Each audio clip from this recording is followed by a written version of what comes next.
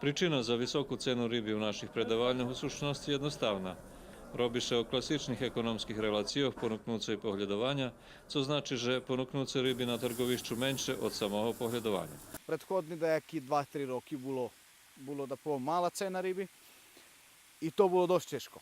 Досить тяжко. Jednostavno tu malo co ostavalo, teraz cena ribi dobra, ali uglavnom ona dobra pre toto, že se pojavili horoti ribi. I jednostavno u samej produkciji je veliki otpis hlavog i na všetkých rybnjakov chybi ribi. Ali nie chybi idem u Srbiji, ali chybi isto tak i u Evropi. To virus zalapil všetko. I međutim, jedan je otkad uvez ribi i samim tim cena pošla hore.